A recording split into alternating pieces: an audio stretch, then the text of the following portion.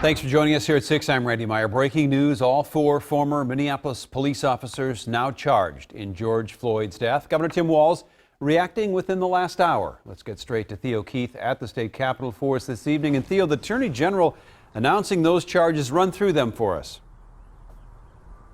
Well, Randy, 2 of the officers are already in police custody. 2 others are headed there later this evening, according to state investigators.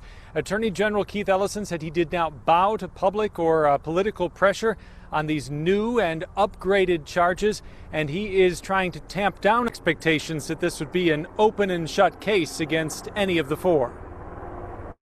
Attorney General Keith Ellison upping the charge against fired Minneapolis cop Derek Chauvin to second-degree unintentional murder. Chauvin had initially faced third-degree murder.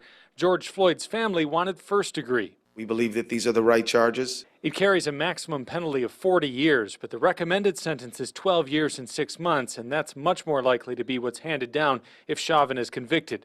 The other 3 officers, J. Alexander King, Tu Tao, and Thomas Lane, all face 2 counts of aiding and abetting.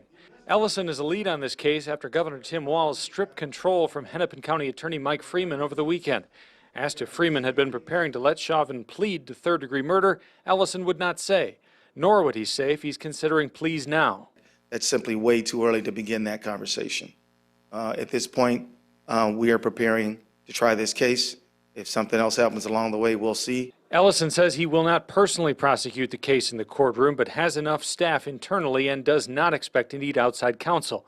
He says he thinks there can be a fair trial in the Twin Cities without moving it, and he asked the public for patience. In order to be thorough, this is going to take months. And I don't know how many, but it is better to make sure that we have a solid case. The setup today was highly unusual. Hennepin County Attorney Mike Freeman was there, but he was very much in a supporting role. He stood off to the side and behind Ellison. He didn't have a speaking role, and he didn't participate in question and answer. Just within the past hour, Governor Tim Walz explaining why he booted Mike Freeman from the lead in this case and putting in Attorney General Keith Ellison. He essentially said that lots of members of the public had lost faith in Freeman's ability to prosecute this case. And the family did not trust this. And it's not as if every family gets to pick who their prosecutor is, but I'll tell you what, in this case, they were speaking for a lot of people who felt that that was it. I think in this case, to make sure that people feel the system, because it all goes back to this, that they do not trust the system. They do not believe the system works. They do not believe it works for them.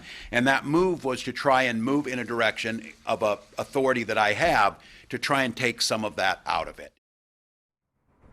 I'll point out that a recall petition drive against Hennepin County Attorney Mike Freeman launched this morning at 38th and Chicago, where George Floyd died, although Attorney General Ellison had only positive things to say about Freeman during this afternoon's news conference. Randy?